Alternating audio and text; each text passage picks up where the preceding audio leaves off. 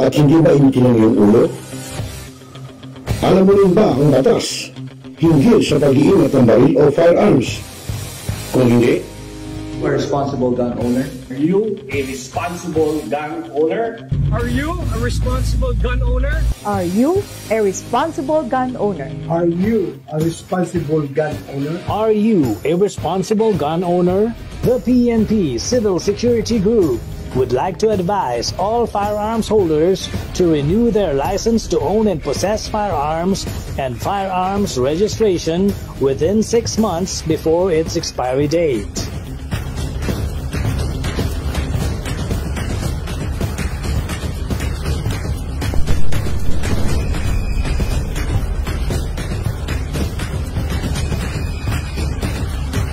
Tumawag na at makipag-ugnayan.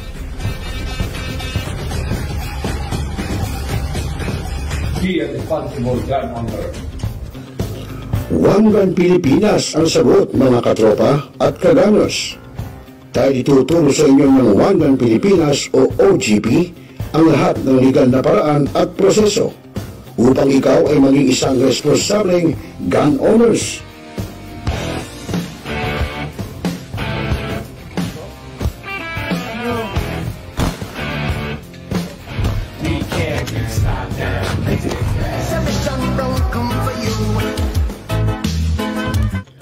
Ano pa hinihintay nyo, mga kagangers? Sali na sa One Gun Pilipinas ngayon na!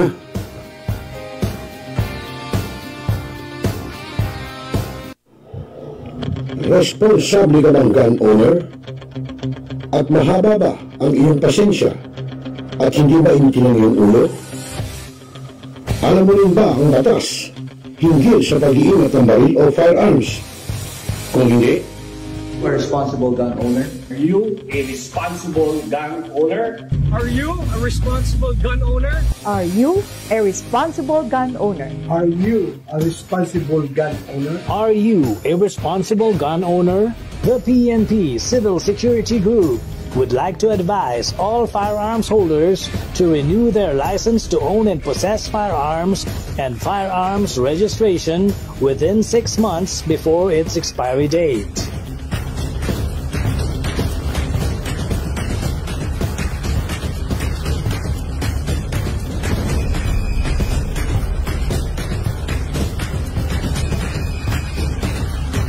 Tumawag na at makipag-ugnayan.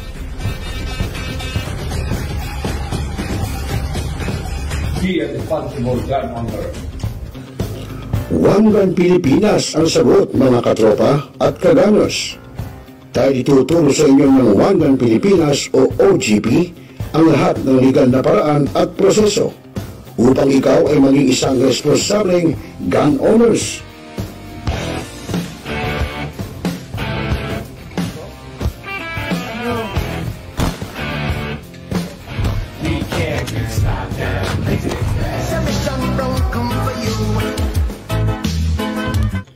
Ano pa hinihintay nyo, mga kagangers? Sali na sa One Gun Pilipinas ngayon na!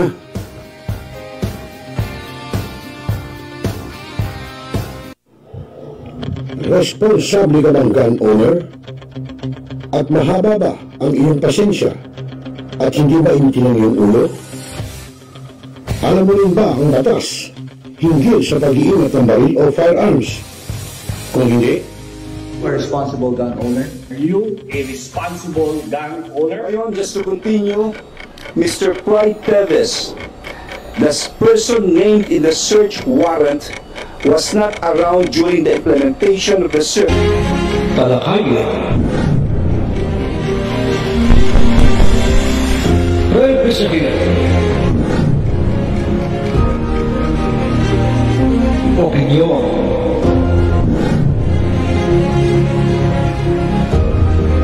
Palawakin.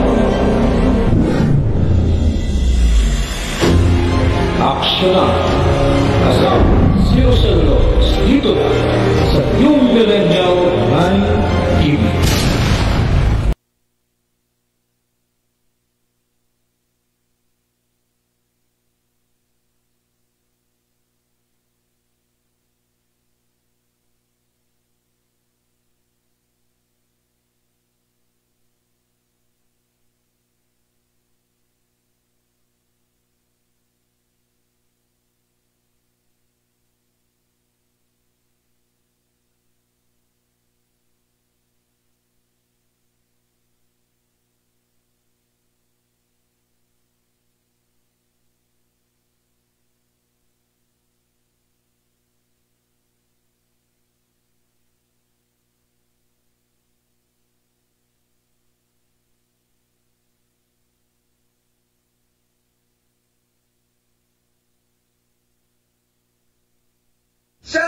kaibigan natin si Sir Rosel Lopez. Sir Rosel, kumusta ka dyan? Guys, like and follow si Sir Rosel. Siya ho ang ating admin at saka owner-operator ng ating napakagandang online news TV, Millennial Online TV News and Updates. Ito ay nagpo-promote guys sa mga positivity sa buhay, mga updates natin sa mga local news at saka syempre mga promotion tungkol how to live a life better. Okay? Guys, like and follow si Sir Rosel. Sir Rosel, ingat palagi. Bye-bye. Woo! Nagbabasa ka ba sa iyo ng gun owner o nakikinig ka pa ba ng radyo? Ba ang iyong pasensya ngayon at hindi na isin ng iyong ulo ay mapapakinggan nyo na sa inyong mga cellphone. Dahil online na tayo, mga kamilenyo, kaya manood, makinig dito sa Millennial Online TV. Rider, sumalpok sa poste ng i-follow, like, subscribe, at i-share na, mga katropa. Hanap mo ba ay Unwind Ventures? Tara nang mamangha sa mga tanawin.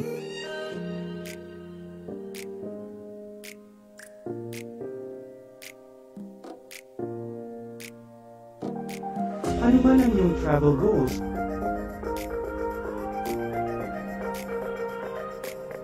Dadalhin namin kayo.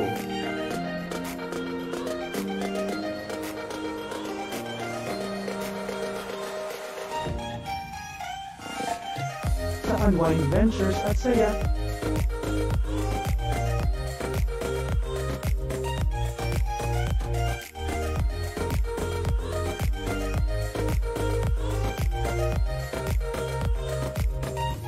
Dito lang sa Wow Biyahe.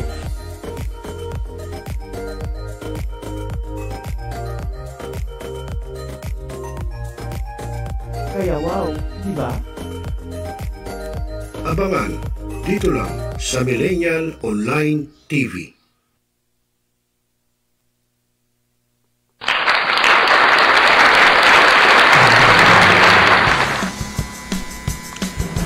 Oras sa Udyat, alas 8:06 ng gabi, Philippine Standard Time. At syempre po sa inyo ng programang Tropa, Friday Edition. Syempre dito lang sa Millennial Online TV News and Updates. At Rosel Lopez po at your service, no? Nako, bakit parang hindi ko yata naririnig yung ating monitor, no? Di bale. Wala eh. Wala akong naririnig eh. Wala akong naririnig, ha? Oo, wala akong naririnig. Di bale, titingnan natin, ha? Wala tayong naririnig, ano kaya nangyari? Ha? Ano kaya nangyari? Okay, sa mga kaibigan, magandang gabi po sa ating lahat, sa inyong lahat. At syempre po sa ating mga ka-gunners, magandang gabi. Ayan, oo, ayan. Oo, wala yung ating monitor.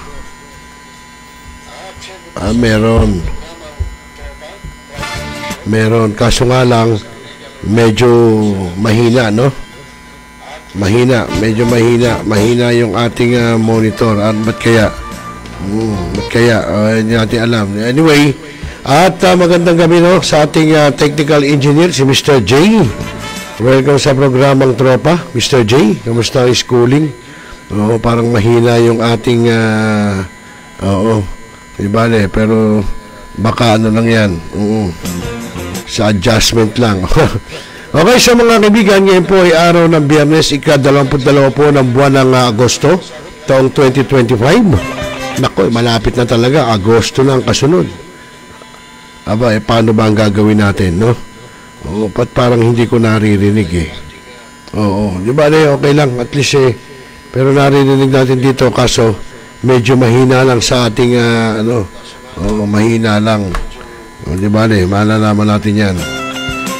Okay, so yun mga kaibigan, at medyo hindi natin makakausap ngayon ng DOST Pag-asa dahil hindi natin nakausap kanina, pero okay lang siguro. Pero maganda naman ang panahon kanina, pero medyo umulan ho, no? Bandang umulan, talagang nandyan na yata si Isang Wala tayong magagawa kung nandyan na si Isang, wala. Nandyan na yan talaga dahil ilang bagyo po sinasabi ng Pag-asa na darating sa ating bansa.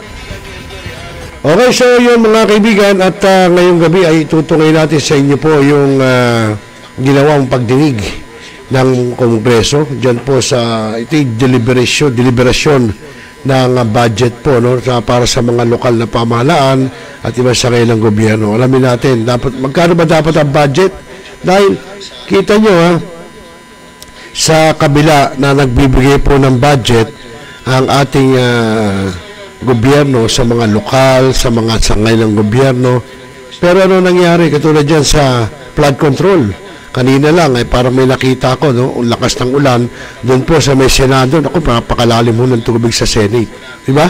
So, bukod dyan, sa may parte San Andres Bukid, may tubig din. Sa Taft Avenue, malalim din ng tubig. Aba, ba't kaya nagkakaganon? Samantalang nung araw, hindi naman po binabahay ang mga lugar na yan. Bakit po ngayon nagkakaganon? Yan ba'y dahilan sa pagkakatambak doon sa may Rojas Boulevard, nung ilang mga yung dating nasa ilog doon, no? Lalo na sa may bandang MOA. Yan po yung mga ilog noon na tinambakan lang, at dyan din po sa area ng Luneta. Nagkaroon doon po ng isang mga commercial establishment tulad ng hotel, ng mga kainan sa dulo ng Luneta na dagat na ho yung kasunod doon. No? Ano kaya nangyayari? Yun ang sinasabi natin, no? Kaya hindi natin alam kung ano ba talaga ang nangyayari sa ating bansang Pilipinas. Ha?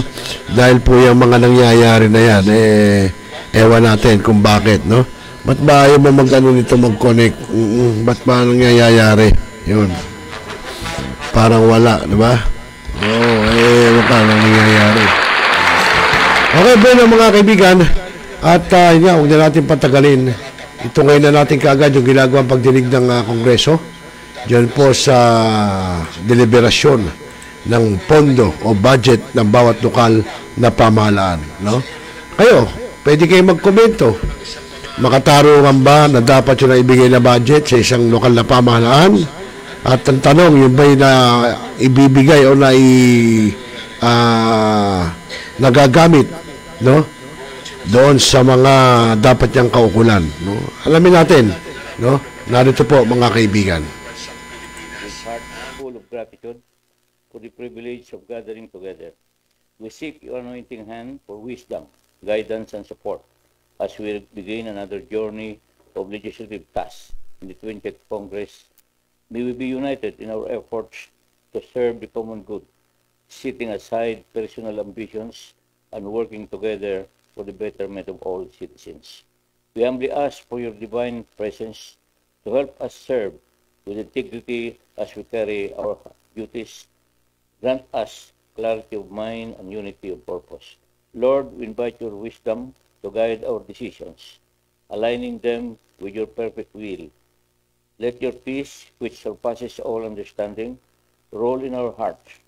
Help us discern your direction clearly and to move forward in harmony. Bless this meeting today, all members of the Committee on Public Works and Highways who are present, our guests and resource persons, and all those who are here with us this afternoon. All this we ask in the mighty name of Jesus. Amen. Thank you very much. May I request our Committee Secretary, Ellen, to call the roll of members who are here with us this afternoon. Comsec Ellen, please. Thank you, Mr. Chairman. Good afternoon, everyone. For today's organizational meeting, we have with us our chairman, of course, Representative Romeo S. Momo Jr. Senior, I'm sorry. Then, we have our CPWH Vice Chairperson, Honorable Salvador Plato. We have CPWH Vice Chairperson, Agostina Dominic Gatchitina Pancho. CPWH Vice Chairperson, Roger Gaviola Mercado. CPWH Member, Florabel C. Yatco.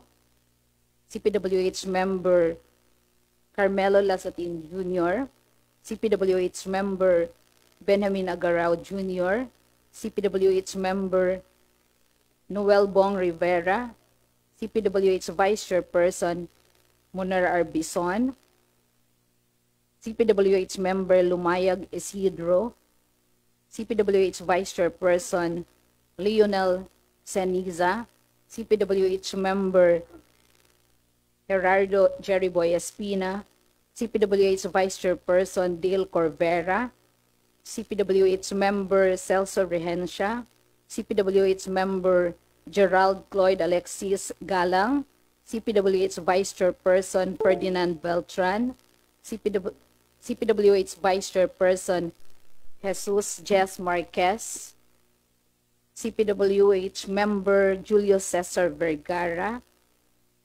We also have Deputy Minority Leader Cielo Crisel Lagman.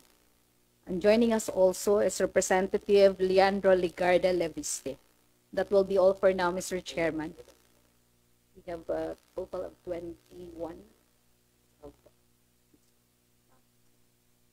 There being 21 members in attendance, which is more than 1/5 or 20 members out of 100 total number of membership in the committee, the chair declares a quorum.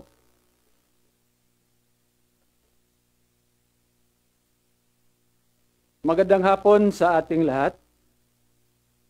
Welcome to the first regular committee meeting of the Committee on Public Works and Highways, which is also our organizational meeting for the 28th Congress.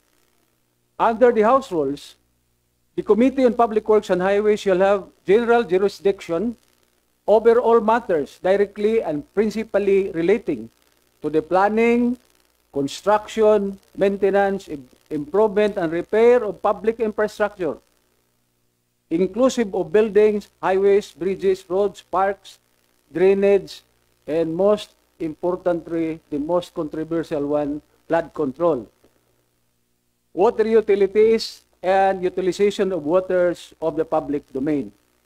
Last 19th Congress, I served as chairman of this committee, and I am honored and humbled by the trust and confidence of the current House leadership for choosing me once again to serve our kababayans as committee chairman of the Committee on Public Works and Highways for 20th Congress. For the information of everyone, the CPWH is one of the biggest and busiest committee in terms of membership as well as of numbers of referral of measures, both of local and of national significance. As of today, the committee has 86 members already. We have 16 vice chairperson, 63 members from the majority, and 5 members from the minority. During the 19th Congress, 608 House measures were referred to this committee. 146 measures of national significance and 438 measures of local significance. With the hard work and diligence of the 19th Congress committee members, Republic Act number 11966 or the Public-Private Partnership Code of the Philippines was signed into law last December 2023. Moreover, 15 House measures of local significance were enacted into law during the previous Congress. We are also optimistic that the President will sign soon the Accelerated and Reform Right-of-Way, or ARRO Act. This enrolled bill was sent to the Office of the President just a week ago, last August 14. I hope the President will sign it soon. Also during the 19th Congress, the bills of the 30-year National Infrastructure Program, the new Philippine Building Act, and the creation of the Department of Water Resources were approved on the third and final reading by the House. On the other hand, the bills institutionalizing a 10-year master plan for flood management, the conditional matching grant to provinces, establishing a rainwater harvesting facility were respectively referred for comments to the House of Representatives Committee on Appropriation and Committee on Ways and Means. for this 20th Congress, as of today, there are already 163 House bills that had been referred to the committee. Ibig sabihin, dami nating trabaho sa sunod na mga araw. Out of this number, 57 are bills of national significance, while 166 are of local significance. We are expecting more House measures to be referred to this committee. With this, I humbly seek your full cooperation in order to have a productive 20th Congress, not just for the sake of this committee, but for and in the service of our country. As public servant elected by our constituents who gave their full trust in us, we are here to serve and not be served. Para sa tao, para sa Diyos, at para sa bayan itong lahat. Good afternoon, everyone. I would like to request, before we proceed, may I request the committee secretary to acknowledge the resource persons, stakeholders, guests, and representatives of other agencies invited for today's meeting. Thank you, Mr. Chairman. Also, additional members, attendees, may I acknowledge the following: CPWH member Mario Cocoy Salvador, CPWH member Kenneth Paulo Tering, Assistant Majority Leader CPWH member Mark Anthony Santos, and also CPWH Vice Chairperson Carlos Andres Loria. We will acknowledge other members as they come along. As to our resource persons for today's meeting, Mr. Chairman, we have with us from the Department of Public Works and Highways representing Secretary Manuel Bonoan. We have Director from Planning Service, Director Alex Bote, Assistant Secretary for Planning Service and the Legislative Liaison Office as ASEC Constante Llanes Jr. We also have Engineer Edwin Fortes and Engineer KP Lunag. And also Engineer Darshel Gamas from DPWH. And another member, Mr. Chairman, CPWH member Irene Labad-Labad. Thank you. That will be all, Mr. Chair. Thank you for coming. I would like to inform the members of this committee that unfortunately our beloved Secretary of Public Works and Highways could not make it today because I was informed that he was called to Malacanang by the President and he should be there at 2 o'clock. So he sent ASEC Llanes and Director Bote to represent him. Anyway, this is not, we are not here to tackle our budget, the budget of DPWH. We are here to listen to the presentations later by the Department of Public Works and Highways on the process of preparation or preparing our bills, especially on the creation of new district, on the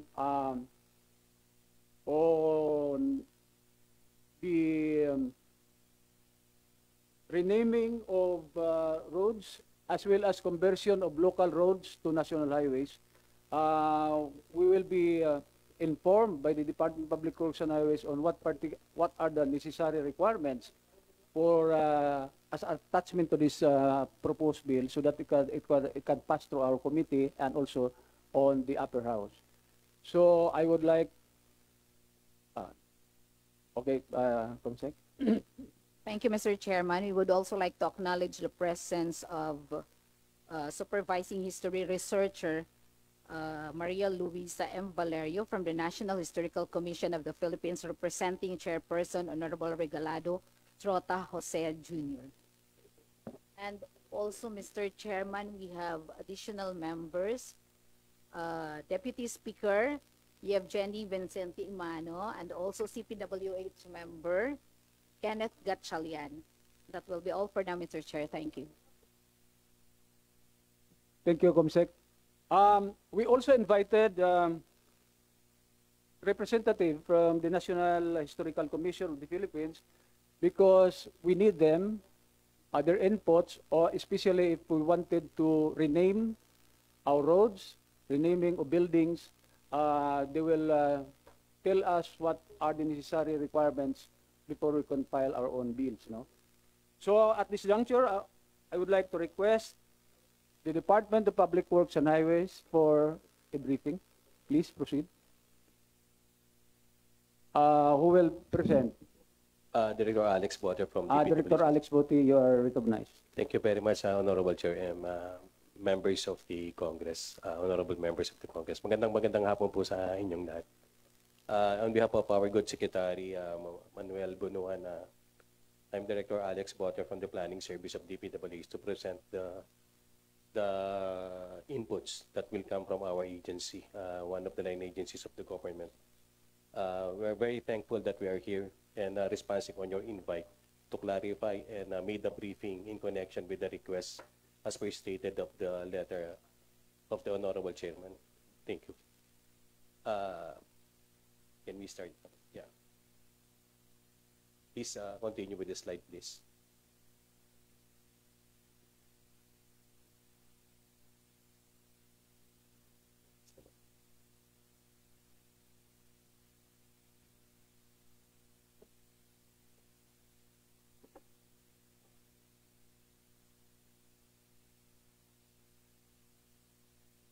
Yeah, we have prepared the something like 15 slides for the proper presentation. Please kindly start with the presentation, please. May we be respectfully inform the members of the Congress that the agenda that we're going to present is covered 3 items. One is the requirements on road conversion build and measures. Number 2 is the requirements on the creation and classification and reclassification of district engineering offices. And number 3, this tama po si ang ating Honorable Chair, this number 3 item, this is the revised guidelines on the naming and renaming of streets, public school, plazas, buildings, bridges, and other public structures that we really need the assistance po ng ating National Historic Commission on this. Next slide, please.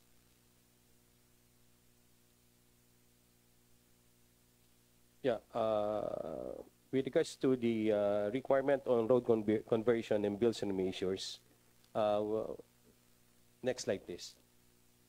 I just want to state in here that we first identify what is road conversion. Road conversion is the process of determining the appropriate classification of the road based on its function and changing the organization who is responsible for funding the operation and maintenance or has ownership. Ito po yung meron tayong proper ownership na ating roadway component.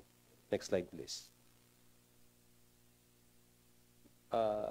There are implications of road conversion. One, una po rito yung transfer of authority. Second is the maintenance. Yung isa po natin yung upgrading of district engineering office, yung pagka-classify po natin sa kanila. And the other one is the suitable function of the road. I will go further, state on something about this about these implications. Next slide, please. We also have our legal basis for road conversion. We have Executive Order number 124 series of 1987, reorganizing the DPWH.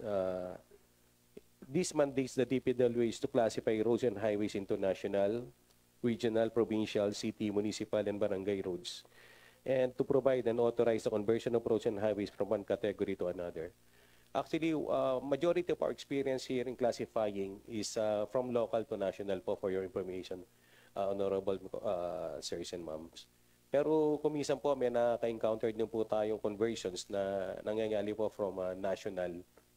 Pinapa-request naman po ng iba na maging local. We will further elaborate some on the succeeding slides. Next slide, please. We have Department Order number 112 series of 2024. These are our criteria and guidelines for road conversion from local to national roads and vice versa. We're going to furnish po all members of the Congress that are present here in connection with this Department Order 112 series of 2024. Beforehand, as I remember, meron pong naging presentation na kami rito sa inyo po na meron pong comments on the part of the members of Congress. But that was, I think, 20, anong year yun? The last one? 2021. In connection with those requests, we revised some aspects and how to, in connection with the guidelines on road conversions from local to national. To further give you an information, we have here our copy to be distributed within the representative, sirs. Next slide, please.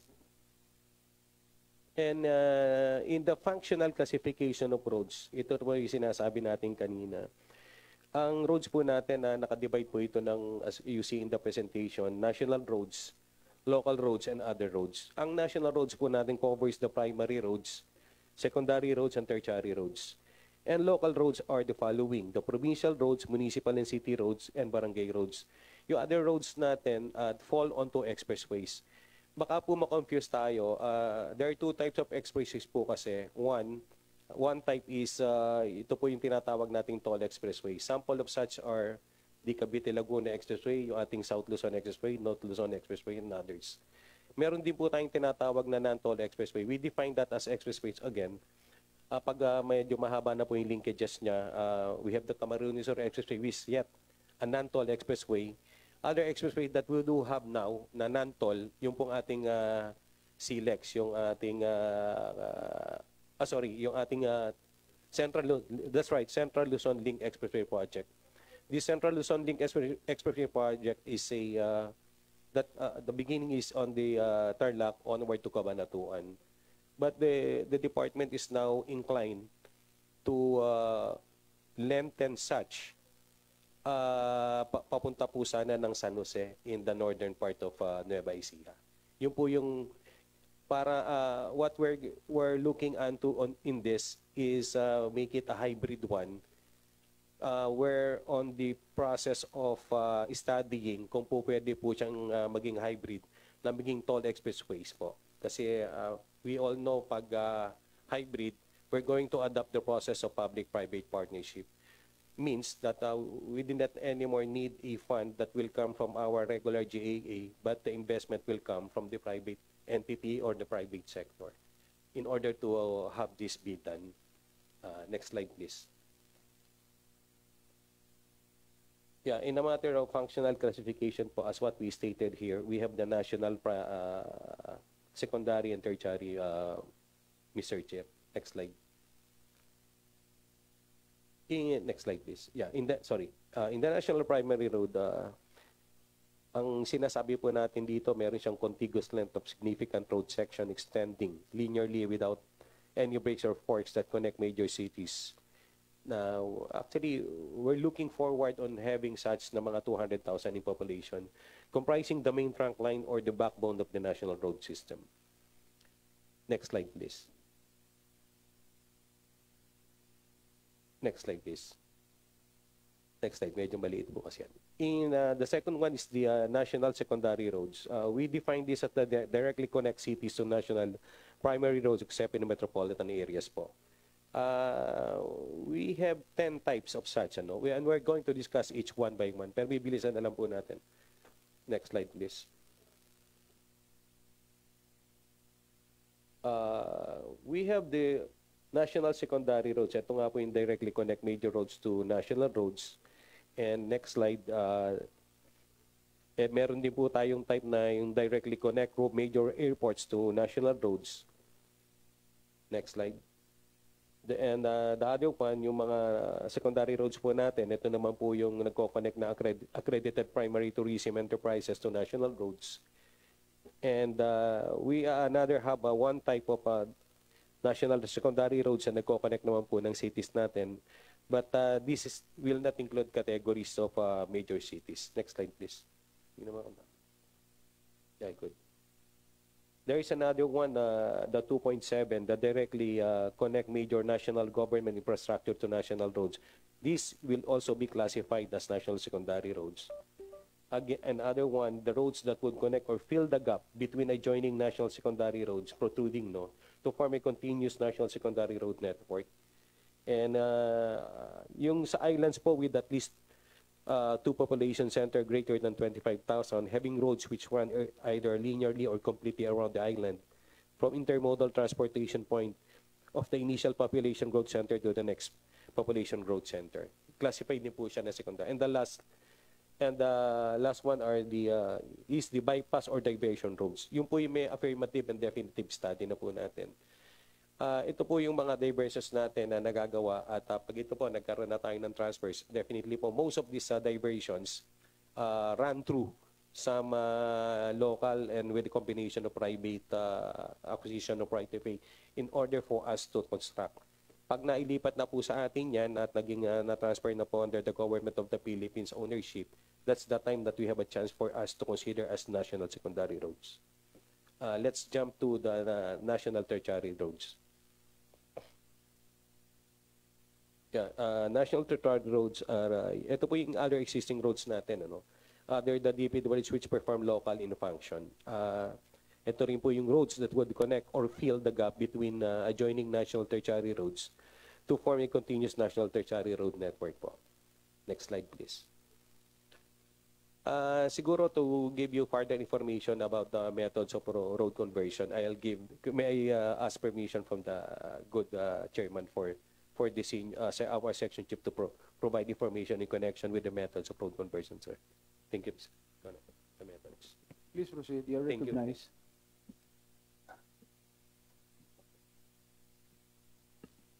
Good afternoon, Honorable Chairman, and to the members of the House, Congress. And for the methods of road conversion, there are three, which are the administrative procedure, legislative procedure, and executive procedure. But for this discussion, we will emphasize on the administrative procedure. Next slide, please.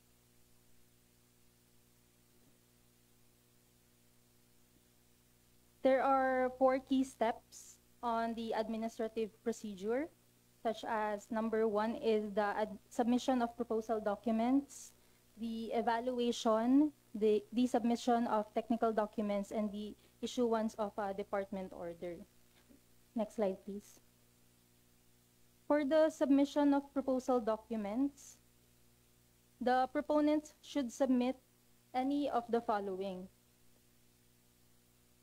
A memorandum from the DPWH Regional or District Engineering Office endorsing the request for conversion of local or unclassified road under their jurisdiction, a resolution from the city, municipal, or provincial board, and a request letter from the proponent public official, such as the Senate, House of Representatives, and the concerned provincial governor or mayor. Next slide, please.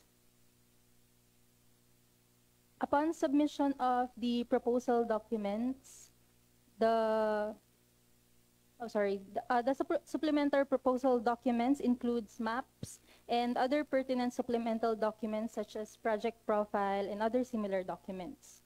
Next slide, please. Upon submission of the proponents of the proposal documents, the evaluation will be conducted on the proposed roads based on the functional classification criteria stipulated under Department Order Number 112 Series of 2024 as discussed earlier. Next slide. Once the proposed road for conversion satisfies any of the DPWH functional classification criteria, the proponents are required to submit the technical documents such as a resolution of concurrence from the city, municipal, or provincial board indicating that they fully support and concur the transfer of administration of the proposed road to the national government. Also, as proof of acquisition of the required minimum 20-meter road right-of-way per EO 254 series of 1987, a certification signed by the regional director confirming the complete acquisition of the 20-meter road right-of-way will be required. And for unclassified roads, a certification from the regional director or district engineer indicating that the right-of-way acquisition of the proposed road has been funded by the department through General Appropriations Act. Other supplementary technical requirements include certification from the concerned regional director stating that the road is within the DPWH standard, and for roads located in areas covered under the expanded National Integrated Protected Area System Act, a board resolution from the PAMBI DENR will also be required. Upon compliance with the functional and technical requirements of the proposed road for conversion, a department order duly signed by the Secretary of the DPWH shall be issued.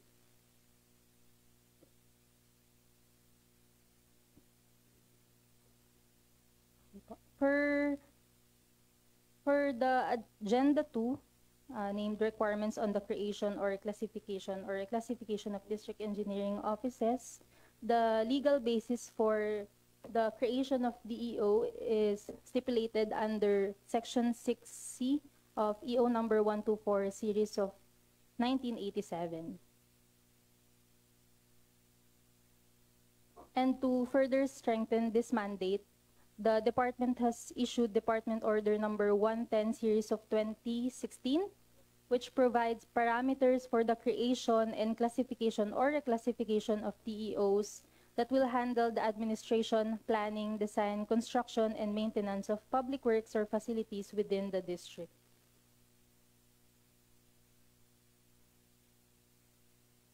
To establish a new DEO, there are 3 parameters such as the national road length, land area, and population.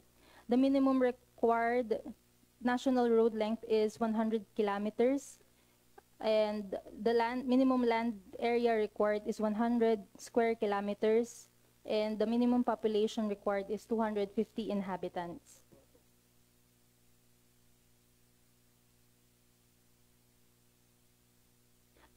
District engineering offices are classified into 3. For first-class DEOs, it should cover at 250 kilometers of equivalent road length and above. And it is composed of 79 plantilla positions.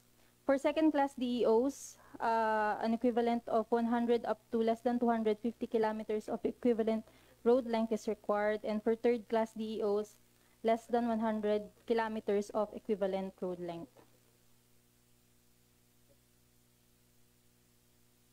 As of August 18, 2025, we have 91 first-class regular DEOs, 98 second-class regular DEOs, 9 third-class regular DEOs, and 2 sub-DEOs, namely Camarines Norte Sub and Pangasinan Sub-DEO.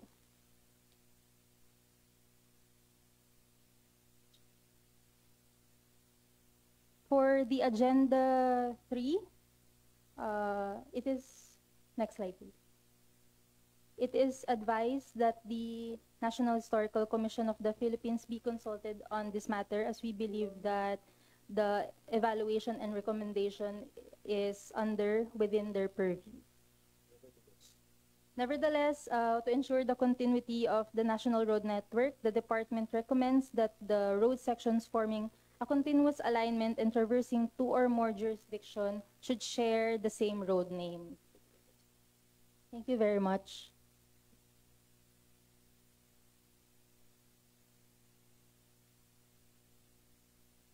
Thank you, Mr. Chair. We're through with our presentation in connection with DPWH, Mr. Chair. Thank you. Maraming salamat, Department of Public Works and Highways. Before we will entertain question, can we proceed to the presentation first of the National Historical Commission of the Philippines? But before that, kasi isa lang yung presentation nila din eh. So ang question natin mamaya baka interrelated sa presentation. So before that, can I request COMSEC to acknowledge those who came in late? Members of the committee. Thank you, Mr. Chairman. To join us also, we have Deputy Minority Leader Sergio Daguoc. We have CPWH Minority Member Terry Ridon, CPWH Member Zalde Villa, CPWH Member Rinaldo Salvacion, CPWH Rosalie Ang Salvame, and CPWH Member and Assistant Majority Leader Agatha Paula Aguilar Cruz. That will be all. And also, Mr. Chairman, from the National Historical Commission of the Philippines, to present also is Mr. Miguel Antonio Jimenez, for and in behalf of the chairperson. Thank you, Mr. Chair. Thank you very much, COMSEC. Can I request now the representative from the National Historical Commission to present?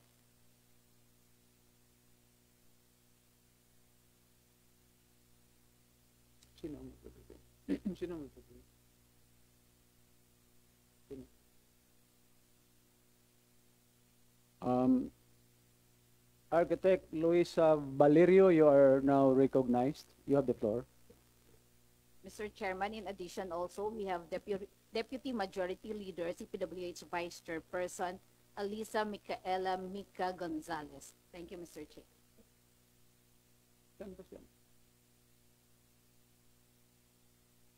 NHCP, please.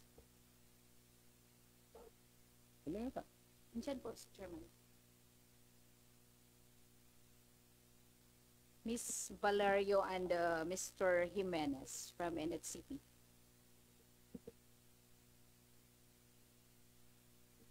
Mayroon bang presentation ang NHCP?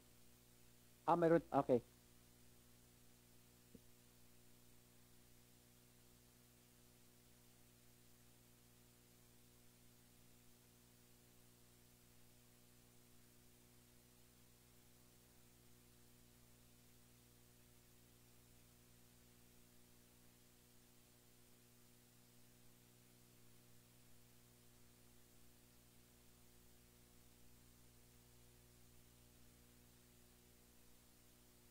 It is an apology that we came here without proper briefing na ang dapat na ipipresent is the naming and renaming. Though Mr. Jimenez will give you some information on about the renaming and renaming of the streets.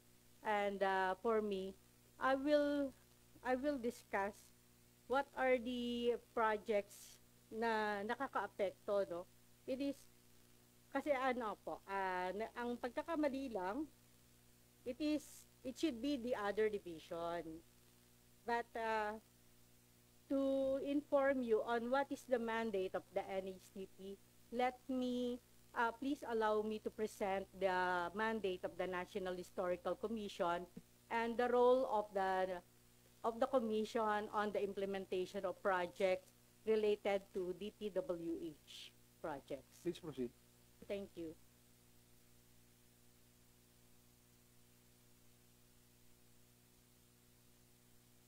Okay. The National Historical Commission, it is, our role is the strengthening of people's nationalism through Philippine History Act, an act strengthening people, nationalism through Philippine history by changing the nomenclature of National Historical Institute into the National Historical Commission of the Philippines, strengthening its power and function and for other purposes. Wherein our mission is the National Historical Commission of the Philippines is the promotion of Philippine history and cultural heritage through research, dissemination, conservation, site management, and heraldry works. It aims to inculcate awareness and appreciation of the noble deeds and ideal of the heroes and other illustrious Filipinos, to instill pride of the Filipino race and to rekindle the Filipino's spirit through the lesson of history. Our vision is a Filipino society with citizens informed of their history, who love their country and are proud of their cultural heritage. The NACP, it is through Republic Act na 10086. It is the ito po yung ano natin, ini-implement natin yung pinalakas ang ang ating strengthening people's nationalism through Philippine History Act. And also, the NECP is mandated or one of the implementing agency of the RA 10066 or the Heritage Law of the Philippines. Wherein, siguro po madami ang projects ng DPWH ay naaapektuhan nitong RA 10066. And this RA 10066 was amended through RA 11961 or the Act strengthening conservation, protection of cultural mapping, and enhanced cultural heritage program. This is one of the the mandate kasi most of the projects nga ay naapektuhan, kaya pinalakas yung cultural mapping so that even the road widening or any projects ng DPWH might affect the heritage ay maating tawag dito, na pangangalagaan or ating namomonitor. The NACP composes of the board. So we have the 4 boards, no? That's the 5 including our chairman, the board members with the other members of different cultural agencies, the heads of the office, and the NACP composed of different divisions: the historical studies, curatorial works, preservation of relics and memorabilia, Philippine heraldry, architectural conservation, historical information. Actually, the naming and renaming of the streets belongs to the other division, which is the research and publication divisions. They were the one who is processing the request for the naming and renaming. So if ever that you have the projects like halimbawa yung Highway 29,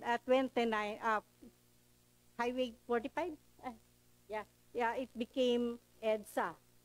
So yun po na yan ay nagiging process po niyan ay nasa division ng Heraldry Division or the Research and Publication Division, which will be discussed later by Mr. Jimenez. The other division is the Historic Education Division. Their mandate is about the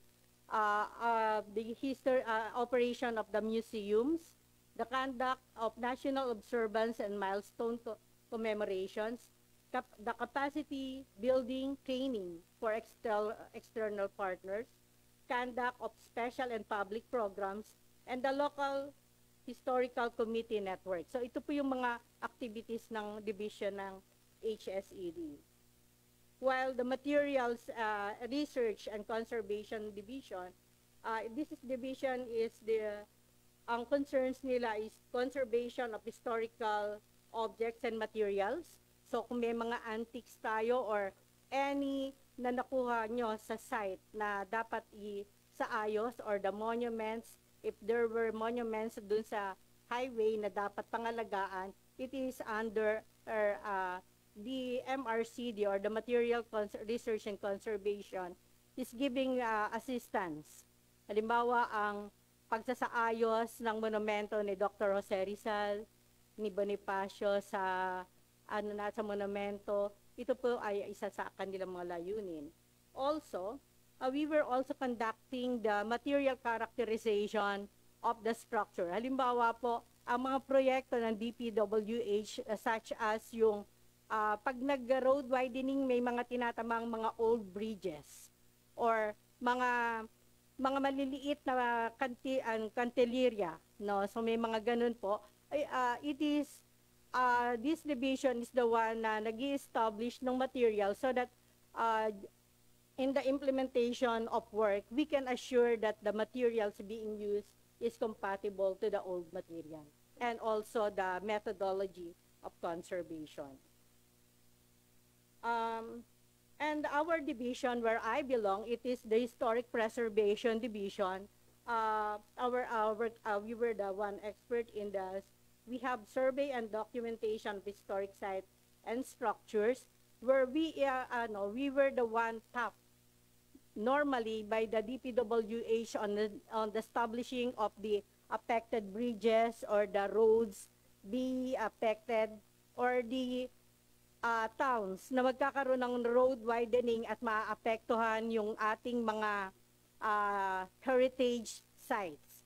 So sa amin po ito dumadaan lahat ng process na to for the process ng clearance. Implementation of NACP various restoration conservation project. The HPD is the one involved in the implementing of restoration projects ng gobyerno, government funded project. and then also clearance. Our division is the one giving clearance for the development, issuance of cease and desist orders pertaining to illegal construction, demolition, and under determination of the site structures and heritage site and structure. So kung meron po kayong mga projects na road widening na maapektuhan yung mga roads, kung minsan hindi agad ito na i-implement, it is because you still need to get clearance from the NACP. If you still remember, for those who are familiar with the case of Karkar, wherein there will be a road widening na project that was naapektuhan, it is because it is not permitted because the heritage structures along Cebu Road will be affected, yung mga heritage site and structure.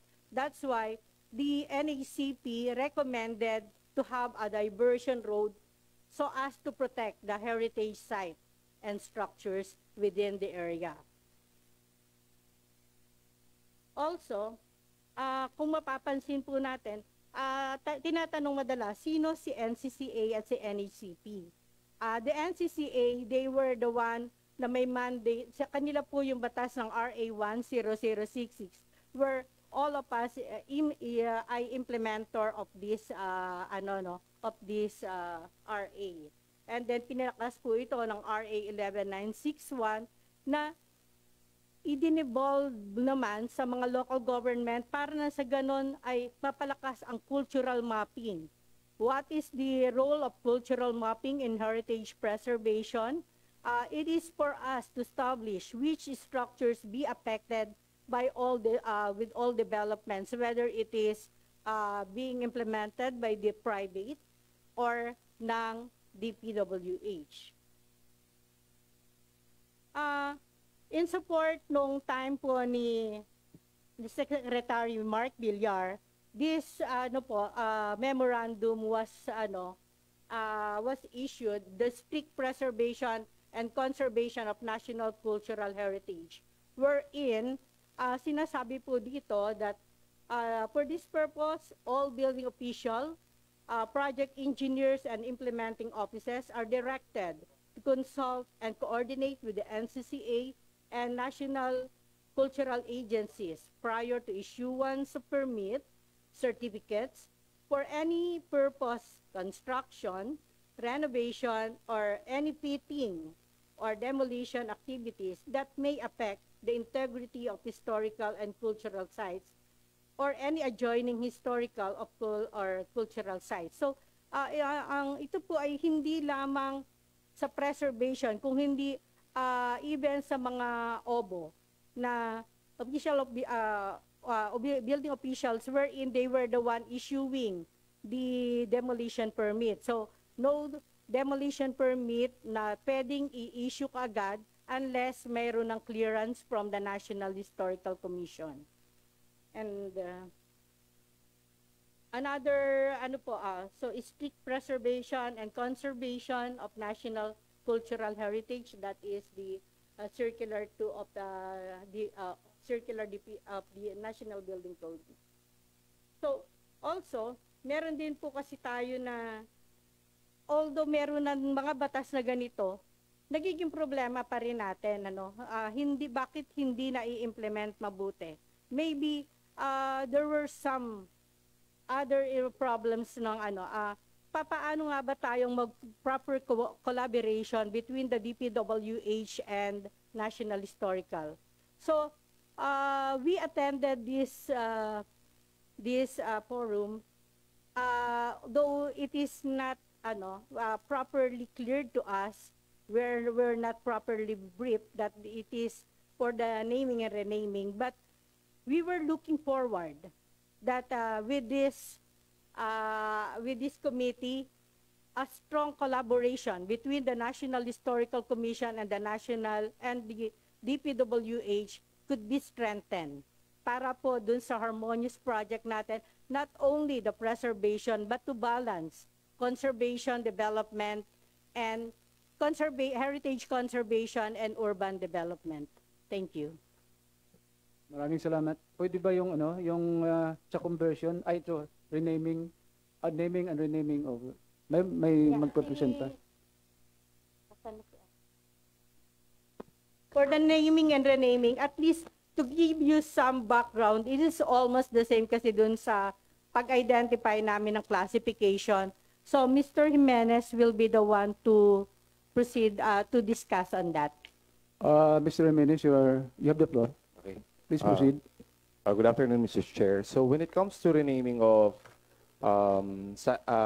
place names, the National Historical Commission is regulating what we call historic place names. So under RA 11961, the current cultural heritage law, historic place names shall refer to place names that has been in existence for at least 50 years old and has become historic over time. So these place names, if the names of streets, provinces, places, to be exact, if its age or if its name is 50 years old and above already, we are regulating the process of changing its name. So who may rename po the places? Actually, the national government, the president through proclamation, the Congress also. One good example of that is the Plaza Leon in Manila, which was changed to Caamado Hernandez Plaza. So the Congress may change the place names. The LGU can also change the place names provided that there will be a consultation with the NHCP, especially if these names are already 50 years old and above. Now, the NHCP has already provided the revised guidelines for the naming and renaming. So what about those place names that are not 50 years old and above? We are regulating the names. We have already what we call recommended names. Just a recommendation. The NHCP just raised recommended names of what can be the names that we could put to those places. So for the character names, proposed names must have historical and cultural significance and must contribute to the positive development of national pride through the good example exhibited by the name being used. Now, recommended names for public spaces or places should be appropriate in terms of historical value. So the NHCP is recommending that place names should be attributed to those with high historical significance, especially to the place. Now, indigenous names of roads, streets, barangays, and other places should always be preserved, especially if the name is unique. So, Sampaguita, Tagaytay, Kundiman, Tayuman, others, for example, in Quezon City, I think it's the places of mountains. In District 3 of Manila, those are the Rizal District. The district was dedicated to Rizal. So the place names there are dedicated to Rizal. For example, the Basilio, Instruction, Sisa, Ibarra. Those have historical significance there. So Hispanic and foreign terms should be retained if they attained a degree of historical significance and has been sanctified by usage. Also, the use of Filipino words should be encouraged in the naming of renaming of streets, plazas, and other public spaces. Now, names should be short and simple for practical and aesthetic reasons. However, the use of nicknames or aliases in the naming of public places should be discouraged. So one good example here is, of course, the recent street that was renamed was the Fernando Poe Jr. Street. So we don't put the alias there, ducking for everyone.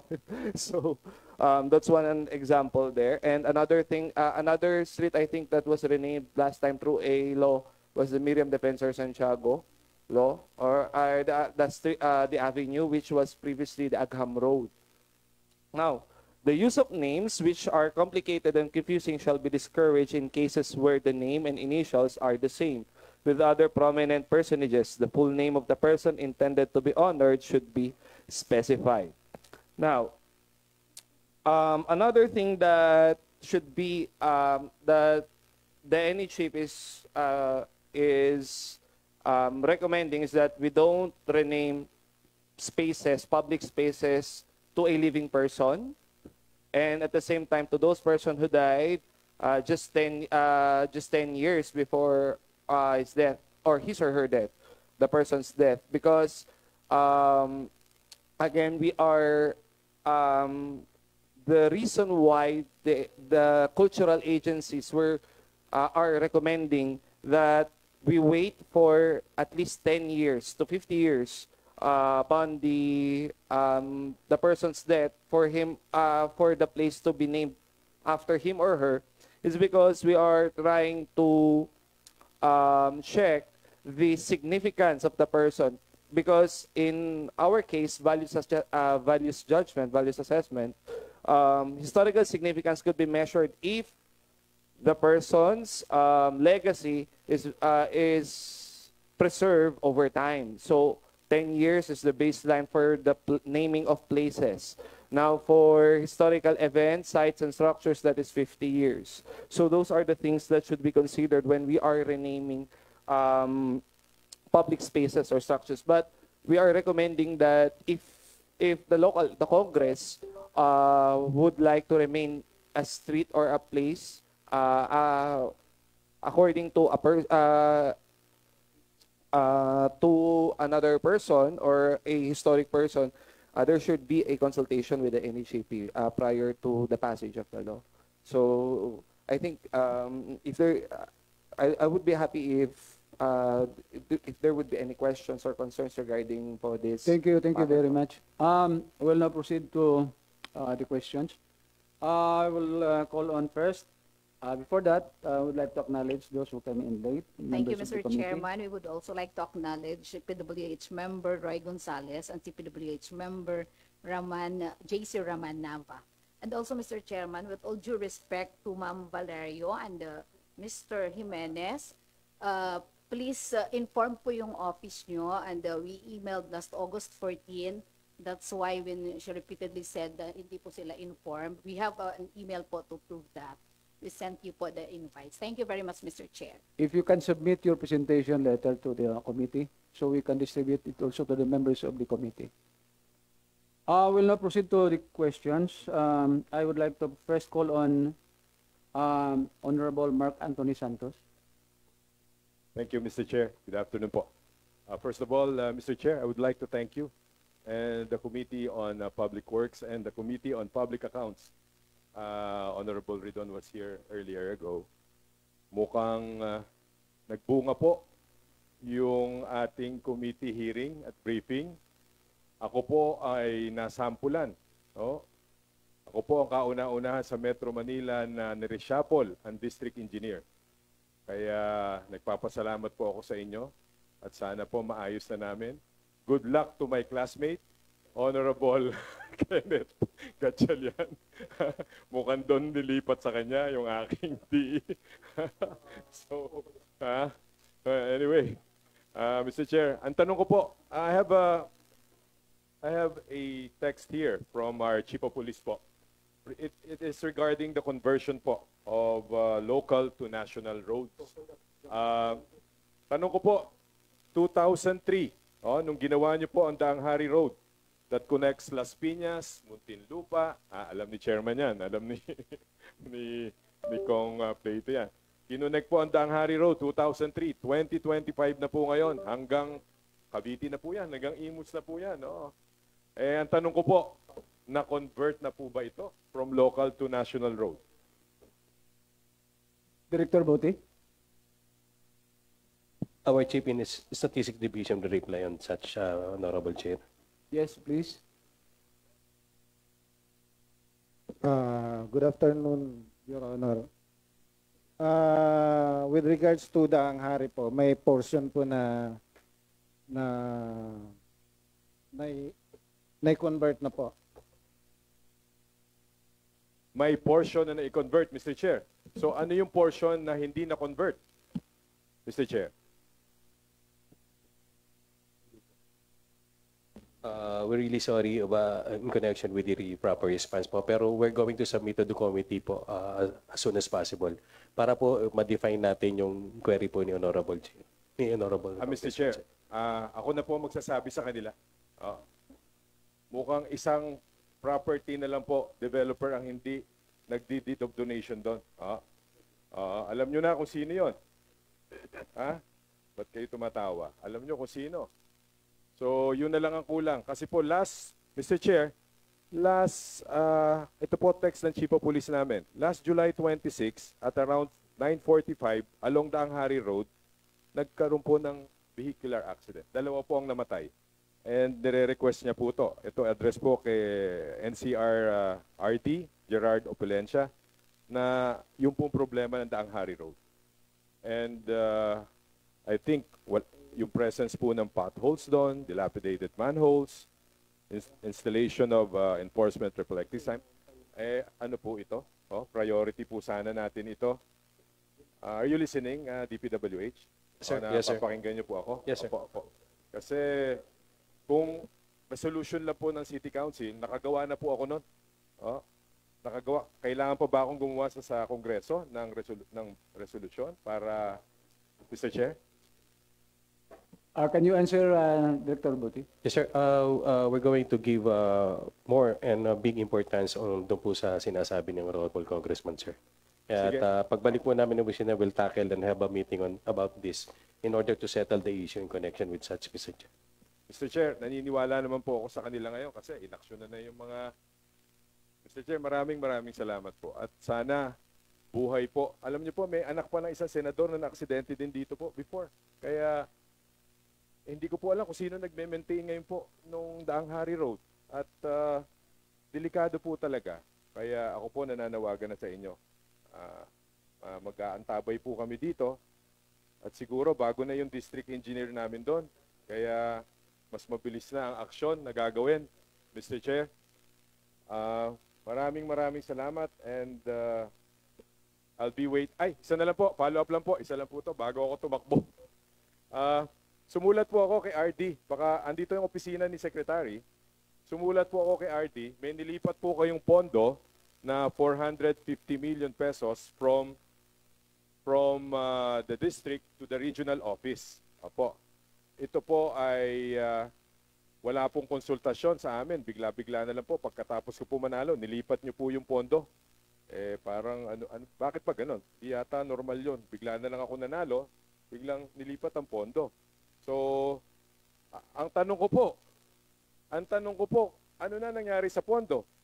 At sabi sa akin ni RD, mag-appeal daw po ako kay Secretary. At copy furnished naman po sa Secretary, ni-receive ng opisina na niya. So, I want an answer to my query and to my letter to the RD, copy furnished po si Secretary. Mr. Chair, pwede ba po yun? Sagutin yung aking letter? Oo. Kasi sabi ni RD, mag-appeal daw ako. Oo. Ano po kayang dapat ko pang gawin with your guidance from the DPWS? Director Botti, Yes, sir. Thank you, sir, for the opportunity. I will directly call Regional Director Jopel in connection with this item, Mr. Honorable Chair, and as well track the document that pertains to the matter that the good congressman is telling to us now, Mr. Chair. Kasi po, hindi ko naman po ino-oppose yung mga projects. Meron lang pong isang particular projects doon na kino-question ko na po, even during my term as a city councilor. Kasi phase 4 po doon sa 450 million is another yung pong project doon sa C5, gumawa po kayo ng kalsada doon sa private property na walang deed of donation, wala pong expropriation. Obvious naman po, yung pong property na yon, joint venture po ng isang bilyonaryong politiko. Baka makasuhan kayo lahat doon. Kasi yun lang naman ang inaano ko doon. Kasi instead na doon yung gawin yon, i-dredge na lang natin yung Zapote at Las Piñas River. Kesa ginagawa natin ng kalsada doon sa mga nakikinabang na, biruin nyo kalsada doon sa private property nila. Tama ba yan? So again, I reiterate my manifestation, Mr. Chair. And Yes, President. thank you for the opportunity. Maraming salamat po, Mr. Chair. Thank you, Honorable Santos. We'll now proceed to the next Congressman will ask question. I would like to call on Honorable Vergara, J. Vergara. Thank you, Mr. Chair.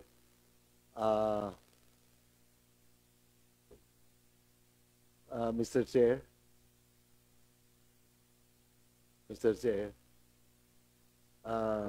we are talking about right of way.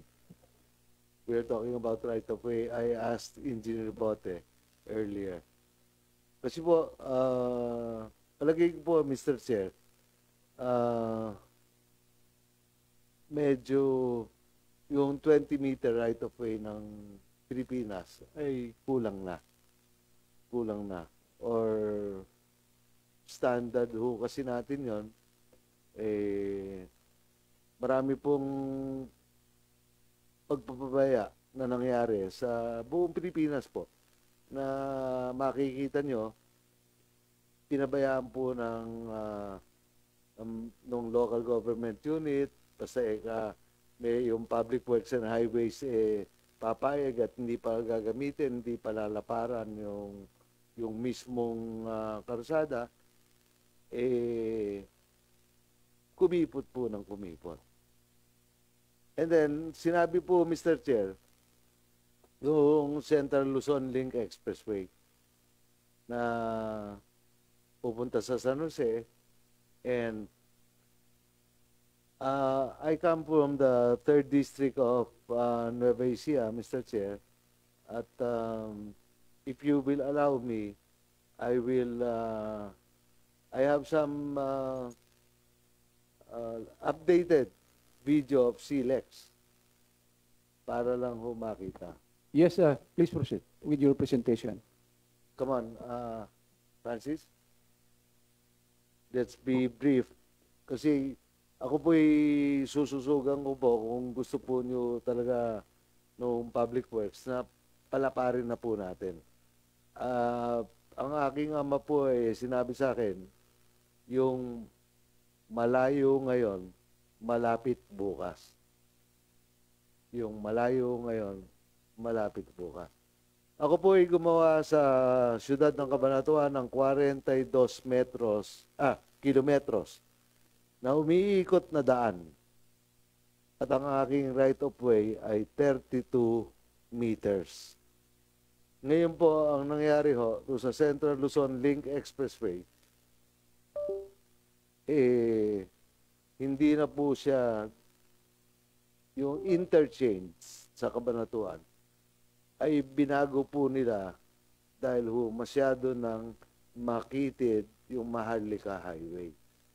Dadaan po ito doon sa dalawang pangakong tinupad highway na ang tawag ng mga tiga-ibang lugar from Region 2, from Region 3, and from Manila, papuntang Cagayan, ang tawag po ay pangakong tinupad highway. Dahil ako po nagpagawa, kumisan tinatawag na Vergara Highway. Yun po. So, pakikita ko lang ho, ito po ay galing sa Public Works and Highways. So, yan. Yan po ang original alignment nung SEALEX. Pababa po yan sa Cabanatuan. Nitong huling meeting po namin noong December 2024 ay binago po ang naturang alignment. So, bumaba na po siya. Ang lalabasan po niya ay yung yellow line, yung yellow dotted line, which is part of the pangakong tinupad highway or Vergara Highway. Nagmamadali po akong tapusin yan. At saka yung susunod po rin ay National Highway at yung susunod pa Vergara Highway. Yun po ang magiging initial na naging usapan. Kumpleto po yung mga papel. Pakita mo lang mga papel ng Public Works and Highways. para maintindihan ng mga taga-public works. Lahat ng letter nyo nasa akin at legal opinion ng legal services nyo nasa akin hanggang sa tumuloy tayo doon sa pinagkayarian na yung SILEX ay bababa hindi sa National Highway kung hindi sa Vergara Highway o Pangakong Pinapad Highway. So, bibigyan ko po kayo ng drone. Para maintindihan po nyo. Pakita mo yung drone ng SILEX.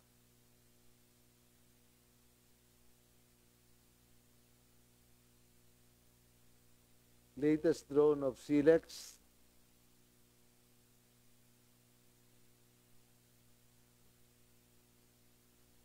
Parami ang kotse sa atin. Ako po naniniwala na lahat pagka nagkakapera, gusto magkakotse, magka-tricycle, kung ano-ano po means of transportation. Ayan po ang SILEX muna tayo. SILEX. Ito po ang SILEX. Ito po yung magiging interchange. Chairman Momo, yan po ang magiging interchange, pero bababa po siya sa Vergara. Hindi po siya bababa sa National Highway. So, ito po ayan po ay Agosto 15 noong pakunan ko. Every other week, twice a month, pinakukunan ko yung nangyayari sa Central Luzon Link Expressway. So, sa pansamantala, ang bababaan pa rin nyo, hindi National Highway, Vergara Highway pa rin. Kung pupunayin nyo.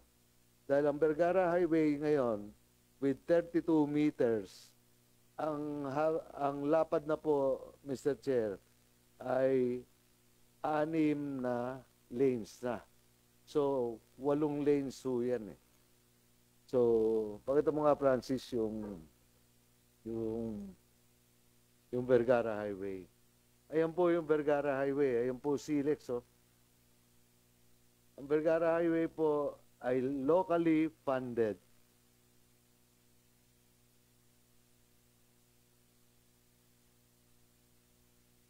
So, sinasabi ko po yun dahil hindi para mapahiya ang public works. Ang sinasabi ko lang po, tama po kayo kung ang inyong intensyon ay yung 20 metros, pasay na. Pasay na. Kasi pag naunahan tayo ng tao, sigurado. Kaya kung titingnan nyo, yung papuntang Aliaga, pakikita ko sa inyo, magmumukhang iskinita yung National Highway against a locally funded road. 42 kilometers po ang total length niyan. So, ako po, Mr. Chair, sumususog po ako doon sa, ayan po ang National Highway. Konti pa, Franz, para makita yung kakitiran.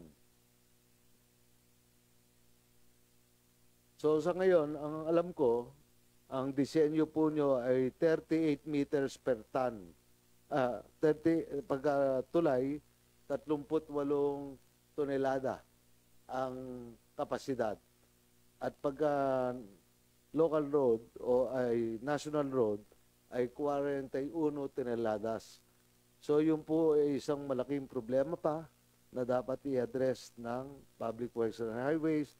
Dahil pakatandaan po natin, ang mga simento na dumadaan, ang mga steel na dumadaan, ang mga batot buhangin na dumadaan, ang mga illegal quarry, ay ang katotohanan, ang weight niyan ay 120 tons. Not to mention, kaya ko yung pakita sa inyo na nagdadaan doon sa aking highway, NGCP transformers na 200 ton ang capacity. So, ngayon po, Mr. Chair, ang ginagawa po namin ay kinukumpleto na po namin yung naturang daan. Yung paikot na daan po ay dahil huro sa meeting noong December 2024 ay nagmadali po ang lungsod ng Cabanatuan. Kami na po ang gumawa ng 2 flyover. Hindi na po ang national. So, pakita mo yung flyover, Francis, pabalik, buhat sa Santa Rosa, ako rin po kasi gumawa nun eh. So, nung gawin ko po yun, Kedbu, pinitakan. At Bukid, pinitakan. 22 years ago. Ayan po yung ginawa ko po, Santa Rosa, nung maging congresswoman po yung aking asawa. Siyempre po, hindi naman namin po pwedeng pondohan. Kaya ito po, yung 6 lanes dito sa Santa Rosa ay galing sa gobyerno nasyonal. So, pinakikita lang mo sa inyo, ito, para ho kaming malaking kontratista. Napakarami po namin gamit. Meron po kaming 260 na kagamitan. Marunong po kami gumawa ng tulay. Marunong po kami gumawa ng lahat ng uri ng bagay. So, pakibilisan mo. So, ito po yung flyover po namin. Ang carriageway po niyan ay 10.1 meters.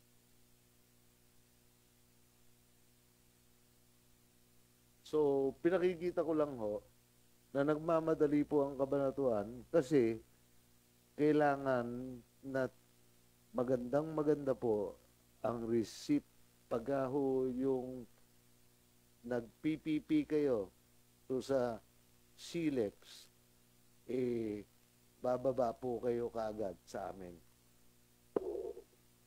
So, pagdating po, Mr. Chair, doon sa dulo niyan, yun po ang Nueva Ecija Aurora Road, papunta sa Palayan City, papunta sa Baler, sa Bungabong, papunta ho sa Dingalan, sa Aurora.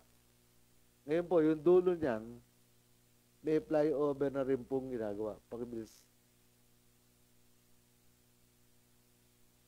So, yung flyover po na yon ay nakadiretso na po kami. Ito pong flyover na to ay locally funded din. Yan po ay yung pong pakanan, papunta po siya sa, alam ko pong naging undersecretary po kayo, Mr. Chair ng Public Works and Highways. Pans po niyo ako. At yun po ay flyover. Dire-diretso na po ito sa Central Luzon Link Expressway. Dahil itong, bukod sa flyover na to, pakibilisan mo, Francis, bukod sa flyover na to, 32 meters ang right of way lahat. Bukod doon sa flyover na yan, ay meron pong isang maiksing tulay at isa't kalahating kilometrong board pile na tulay na LGU funded lamang. Ito po yung sinasabi kong 1.5 kilometer na tulay.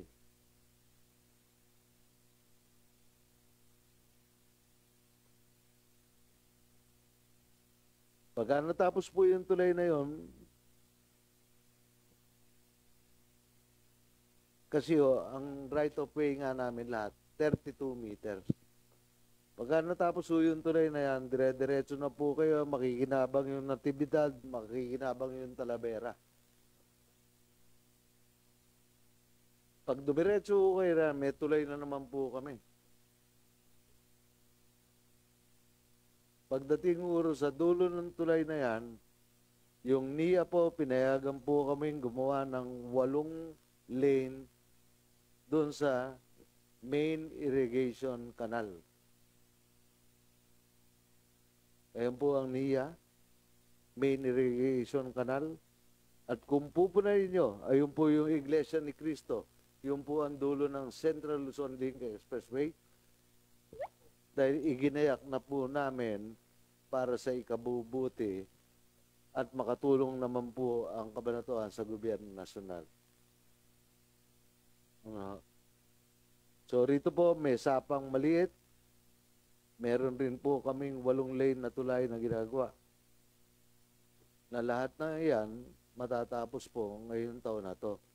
At kung didiretso po kayo, National Highway na po yan. That is Maharlika Highway, Cagayan Valley Road, kung ano man ang sabihin nyo, ayan po ang National Highway.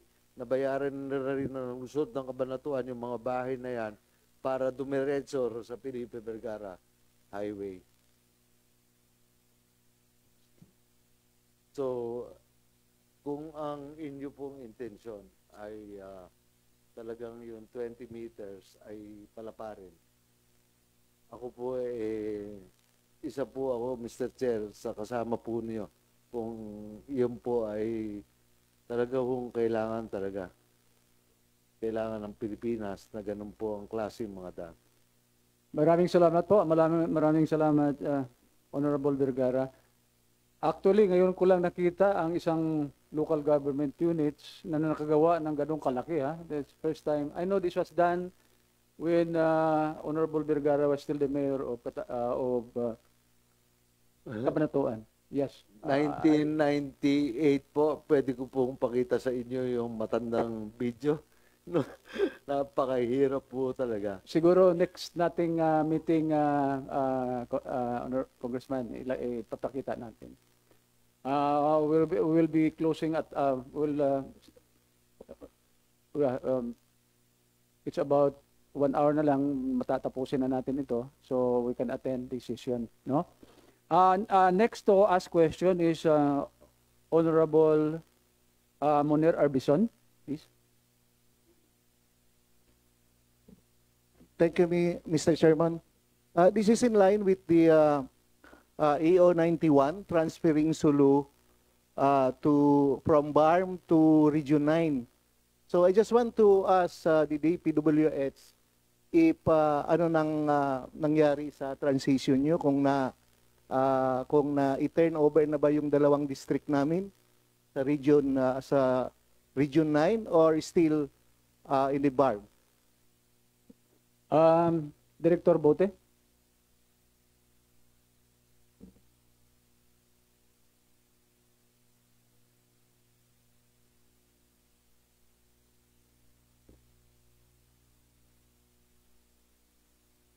Yeah, thank you, Mr. Chair. In connection with yung binagit po ni Honorable Congressman, there is ongoing discussion. Meron po kasing binabanggit si Undersecretary Pipo that time.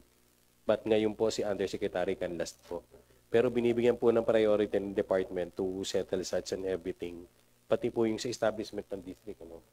Pati po yung sa establishment mo ng district po natin, Mr. Chair. Kasi may 2 district kami doon. Yes, sir. Tama District po. 1 and District 2. Yes, sir. So, until now, medyo in limbo sila kasi hindi nila alam kung they are still in the BARM or they are now transferred to Region 9. With regards to the update, Mr. Chair, yung in connection with the creation, okay naman po tayo ron. Yung pong designation po ng mga personnel natin, yun na lang po yung tinatakil. Kanya lang po, nagkaroon ng pagkataon that the leadership from the undersecretaries, nagkapalit po kasi ng assignment si Undersecretary Pipo po, napunta po ng ngayon, ng Luzon. And then Undersecretary Canlas took over the Visayas and Mindanao.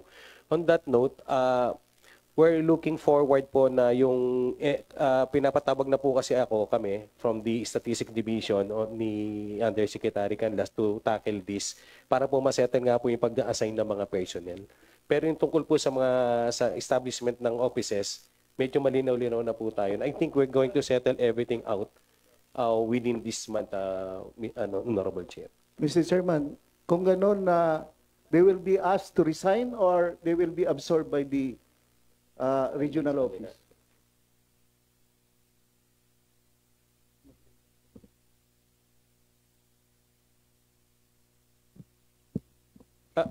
Ang discussion po is between Undersecretary Sadain and Undersecretary Canlas on this. And we're expecting po na pagpasok po namin by next week after the briefing here. May briefing po kasi tayo next week by, I think, Tuesday. Yun po yung itatackle out namin para masettle po kasi to establish everything. Ang question kasi, Director Bote, ito'y yes, sir. District office pa dati, district office. Now Yes, it sir. was transferred to national office. Opo.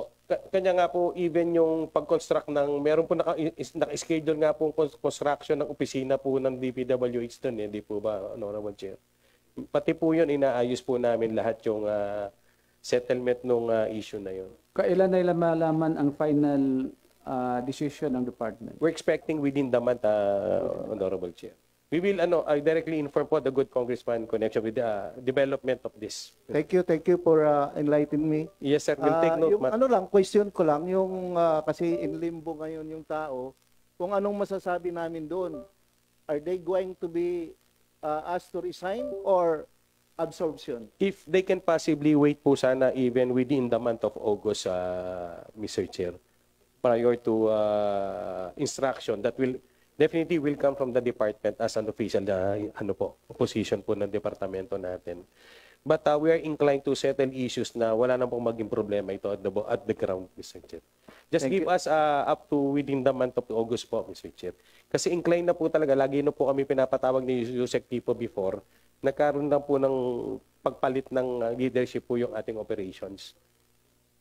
But just expect po that I will personally deliver the message and for example, if we settle everything na information about the query of the good congressman, ako na po mismo bibigyan ng detalye sa kanya. Salamat. At another one, Mr. Chairman, ang laki ng discrepancy ng allocation namin from yung sa first district 2 billion, sa amin sa second district 2 million 200 million lang. So I just want to know kung anong nangyari dito. May response sa Honorable Chair.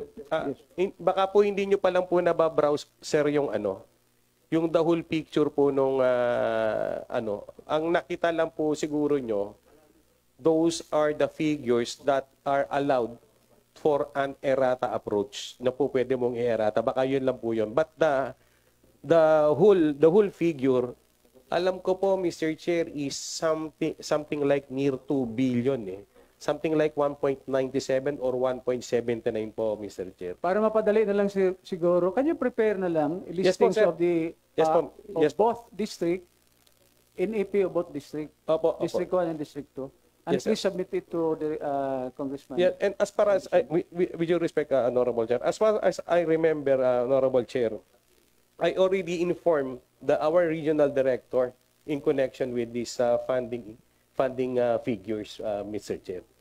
Okay. I think, pakibigay na lang. Yes, sir. I will, sir. I will. Isasama ko po sa report ko sa inyo po yun, Congressman, sir. Thank you, Mr. Chairman. It will be my... Before we proceed to the next questions or representatives who will ask question, we'd like to request our COMSEC to call the members of the committee who are late. Yes, good afternoon again, Mr. Chair. Thank you. This from CPWH member Yoluheyo Leo Rodriguez. We also have with us from District Representative Zamboanga Sibugay, Rep. Marlesa Doc Marley Hopper Hasim. CPWH member Josefina Talyado. CPWH member Assistant Majority Leader Ismael Mangudadato. We also have CPWH member Christopherson Kokoyap, who was here a while ago. Thank you, Mr. Chair. Sir Chair. Thank you. Any more? Sir Chair, may I? Honorable. Good afternoon, everyone, and especially to the chair of this committee. Yeah, this is in relation to the question of the Honorable Congressman Munir Arbison, Senior. Doon ho, magandang hapon. Doon ho sa allocation na sinasabi niya, halos hindi nagkakalayo yung mga location ng BARM sa amin, Mr. Chair. I just want to know if bakit yung pangangailangan ng mga tao doon sa amin ay hindi ba kapareho ng pangangailangan ng mga tao dito sa ibang lugar natin? I don't want to name names, but just want to address this to our good director here, Director Bote, na minsan kasi nasasabi na mayroong black grant doon sa amin na 92 billion. When I tried to look the allocation of the regional the region 12, 196 billion, if I am not mistaken, compared to the BARM region, 92 billion lang. So there was a difference of there's a difference of more than 16 billion noong 2023. So mas malaki pa din yung pero ang sinasabi, meron na daw kaming black grant na hindi naman din kami nakakapagsabi doon sa BARM officials na, oy, bigyan nyo kami dyan kasi kailangan ng aming constituency to. So I just want to ask this question to our good director, Director Bote, sir. Yeah, Director Bote, you have the floor. Yeah, thank you, Honorable Chair. Yung tungkol po sa mga funding status natin and funding figures, we propose na on the part of the DPWH, we will compile all and everything, yung yearly funding po natin para po ibigay natin sa mga corresponding representatives po, congressmen. Para po makita po nila yung all, pero siguro po, for example, BARM, we will go on the accumulation or consolidation of all projects with corresponding figures para po maikumpara po natin bawat isa, Mr. Chair. Yun na lang po yung pinaka-offer, activity na kayang gawin po ng departamento for this time. But in connection with the establishment of the figures, there are some factors of parang sort of a formula or parametric formula in considering establishment of figures in connection with our allocables on each of every congressman. So, ang gagawin ko na lang po, Mr. if you will permit, lahat po yung BARM, we are going to submit dito sa committee para po maging reference po ng mga ngailangan, Mr. Chair. Thank you, sir. Meron pa hong isang, sir, recently nagkaroon ng overflooding in the area of Pagalungan highway, that's the highway where the Davao route and Cotabato are, nagko-connecta. So, kailangan lang namin doon, sir, na maaari may magkaroon ng quick response fund to that area because it's really near to the highway na at doon sa tulay, nag-i-scour lagi. So much more ito rainy season doon sa amin. Kung pwede, sir, baka pwedeng mag-request sa inyo ng quick response fund. Kasi yung tinawagan naming mga contractor, kumbaga nag-ambag-ambag na lang doon. Nasabi ko, pagka wala pa tayong kailangan tayo na lang mag-ambag dyan. May I respond, Mr. Chair? If I can request all members of this committee to prepare your concern, because on September 1, we have invited the Department of Public Works and Highways for a briefing, and that's the time where we can ask questions regarding funding. Thank you so much. Any other question?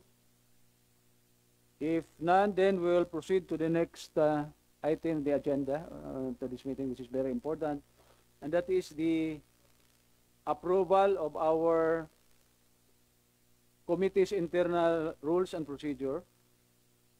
So, copy of this internal rules and procedures were attached to your handouts. I think you have browsed this already and reviewed this already. If there are no questions to the rules that we will adopt for 28th Congress, I would like to solicit a motion for approval. Motion to approve, Mr. Chair. Any second? Mr. Chair. It has been moved and seconded that the internal rules and procedures for this committee be adopted for the 20th Congress. Thank you so much. There being no other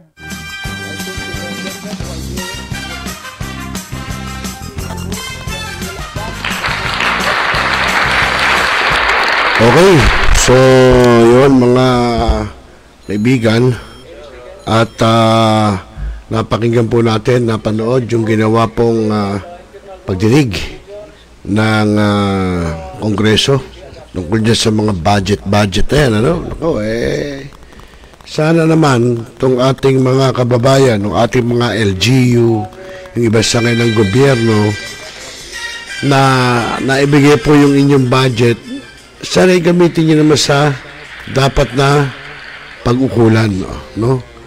Doon nyo itapon, di yung tulad yung flood control natin, ano na nangyayari, di ba? So yun na sinasabi po natin, no? Sana, dahil po yung, totoo yan, tama po ang ating mga ibang politiko na kaming mga taong bayan na nagpapasweldo ho sa inyo. Kaya, gamitin nyo sana ng ayos, no? Kung saan nyo gagamitin yan. Bueno, mga kaibigan, sa oras na alas 9:44 po ng gabi Philippine Standard Time, ay magpapasalamat muna tayo sa ating mga katropa, no?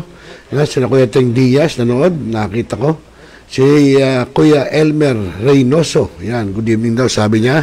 Si Christopher Vejado, si Kuya Chris, yan, at si Rachel Alegria, yan, si Goldie Garcia, yung aking pinsa sa Caloocan, at si Kuya Toto Max Sakdalan, sabi niya, good evening, Sir Rosel, God bless mo sa lahat, mabuhay ang One Gun Pilipinas. Meron na naman nagbaba sa atin, Kuya Toto Max. At yan din kay Chester Ballega, ang ating anak-anakan na taga Silang Cavite. Ayan, good evening sa iyo, anak. At maraming salamat. Muli po, sa ngalan po ni Mr. J, ako po ipasamantala, no, nagpapaalam muna.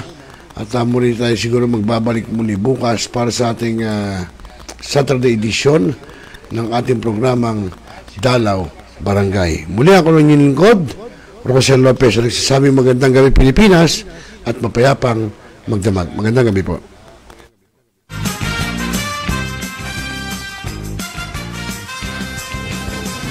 Responsable ka ng gun owner? At mahaba ba ang iyong pasensya? At hindi ba inti ng iyong ulo? Alam mo rin ba ang batas hinggil sa pag-iingat ng baril o firearms?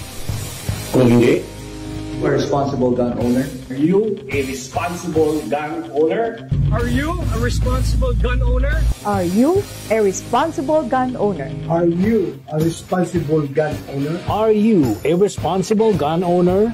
The PNP Civil Security Group would like to advise all firearms holders to renew their license to own and possess firearms and firearms registration within 6 months before its expiry date.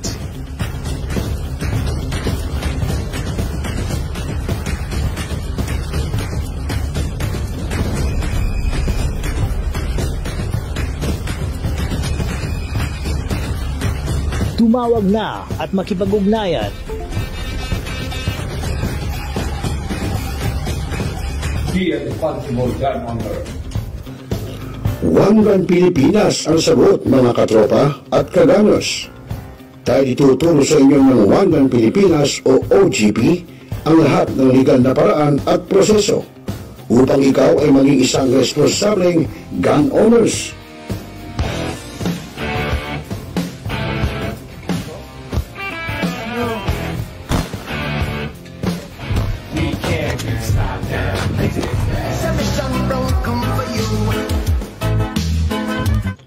Ano pa hinihintay nyo, mga kaganers? Sali na sa One Gun Pilipinas ngayon na.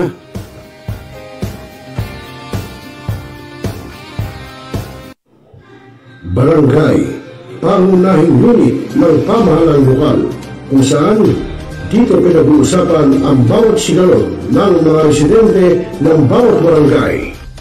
Dito rin pinag-uusapan ng mga piling halal na opisyal na barangay ang mga proyekto para sa kanilang barangay.